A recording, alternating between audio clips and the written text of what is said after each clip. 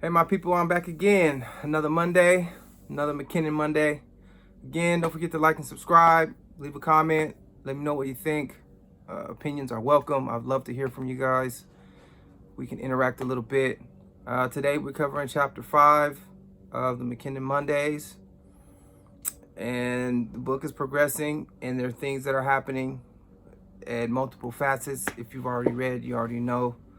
So let's get to it. So I looked at my diploma and sat it next to me and my mother's urn. I stared at it for a while and thought about growing up with my mom and noticing all the things that she had let go and overlooked because she didn't want to cause a problem. I decided right then and there I didn't want to live the same life as my mother. Yes, I'm going to try and decide what my dreams are, although I don't really have any. So a few things there. The main character is going through something, and of course, with the mother's urn, you know that her mother passed away.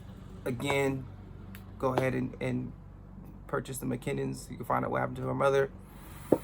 So Molly is reflecting, which is a good thing. I think it's always good to reflect on what's happening and what you're doing. So one thing I want to talk about really quickly is accomplishing things in your parents' presence. When you accomplish things and you have a solid, healthy, or sometimes unhealthy relationship with your parents, you want them to be there. You know, they brought you up, they got you in this position, they help guide you, and it's important. It kind of makes you feel good as a person once you accomplish something that your parents are there. And sometimes when they're not there, it kind of hurts a little bit, you know? So I think understanding that and knowing that it's important to have your parents present, because it almost completes the puzzle, especially if they've been there supportive and they've helped you grow and they've helped you become the person that you are in whatever facet that is. I think it's important, and Molly didn't get that opportunity with her mother. So for those of you guys who have those types of relationships that are rocky with your parents, even though maybe they didn't do everything they were supposed to do, or the A1 job, or the best that they can do, they kind of helped got you to where you are. So I think it's important for you to, you know, make sure that you're accomplishing things and build that relationship through your accomplishments sometimes, and make that reconnection, because, you know, even though they didn't do the best job, they did a job well enough to get you where you are, and some of their traits are in you and helped you get to that point in most situations. The next thing we want to talk about is learning from your parents. On that same note, sometimes when they do the horrible things, you learn from that and you do the other thing, and then that then also helps you accomplish the things and provide you the life that you have, because you grow up in a situation, you say, man, I don't want to do this, I don't want to be in this situation ever, and you do the opposite. So sometimes even then, you know, your parents deserve a little bit of credit, because they weren't able to get out of a situation, but they showed you how messed up that situation is, and you said, nah, I don't want this, I'm going to do the opposite of what they're doing.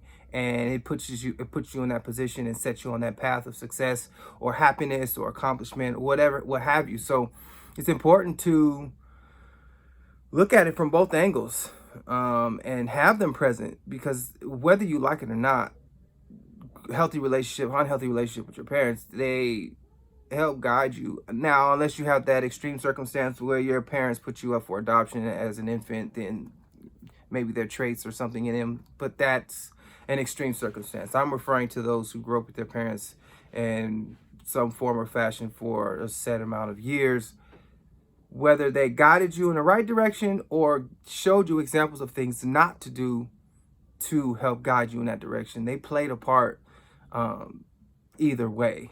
So I'm not saying give them all the credit. I'm not saying give them any credit. I'm saying try to make that connection to show them, hey, you were a part of this. You didn't do the work, but because you did this, this, and this, or because you did this, I didn't want to do that. This is where I ended up. And not even saying thank you, but just acknowledging them for the contribution, whether it's negative or positive, to guide you on your path. Now, again, if they didn't do that, that's an extreme situation that I'm not referring to. The next thing I want to talk about is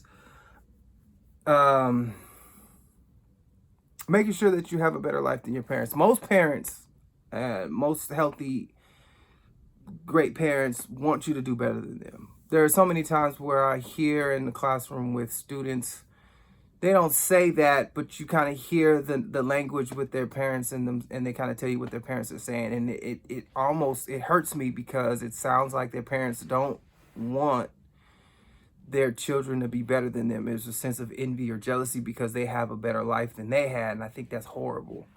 It's important to, and what Molly is doing, she's just making sure that whatever her parents or her mom went through, she wants better for herself in her reflection moment that I just read.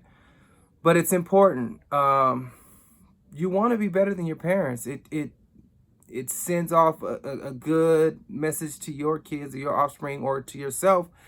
And it kind of sets a tone for the family name to raise the bar and to just do better and to be better. And that's growth. You don't want to stunt your growth and not grow and to be better or to excel further than what your parents have done.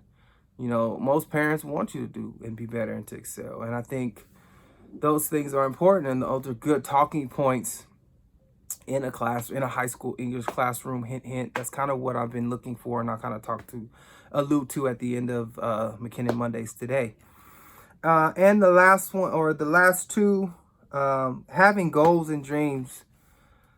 So having goals and dreams right now, Molly doesn't. And also, when is the right time to have goals?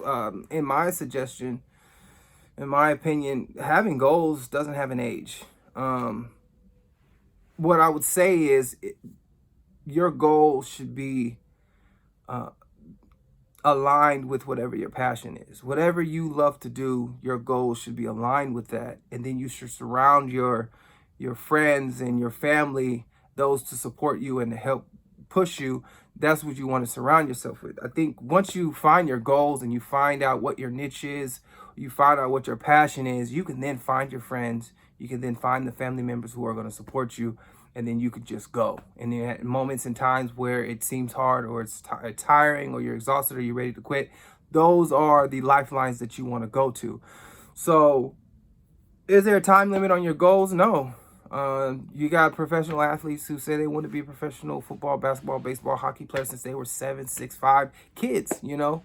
So I don't think there's an age limit to it, but I do suggest that if you don't have anything in mind or a few options by the time you're in 9th grade, you got to start focusing and honing in on that because of the timeline.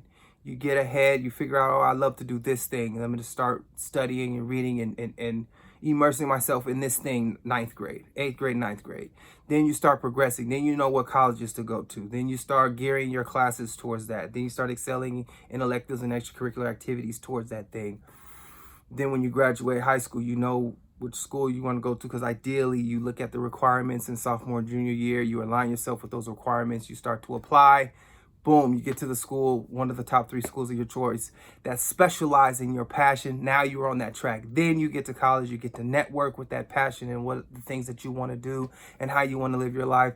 Bam. Then you start to get around that profession, right? And you start working those hours and you start doing those, what do you call those? Those hours that you work where you don't get paid. You know, you start doing those types of hours. And then you get set up for a job, and boom, you got the job that you always love to do.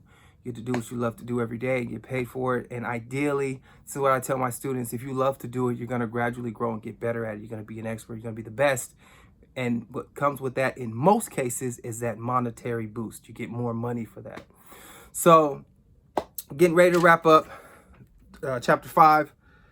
What I was alluding to about high school English teachers, I really would love for my book to circulate in the high school English sector. So I'm really looking for high school English teachers or even college professors to read on this, because there's a lot of discussions and topics in there that will fit a curriculum of discussion and, that'll fit the criteria for things that are happening and are relevant in these kids' lives at these moments, and also what's happening in the world through the theme that I have in this fiction novel. So I think this is a good, ideal book for those of you can read. Again, thank you guys for listening and watching. Like, subscribe, comment. under Dr. Melvin Johnson. You type that in YouTube, it'll be the first one to pop up. Thank you guys, and I'll see you next Monday.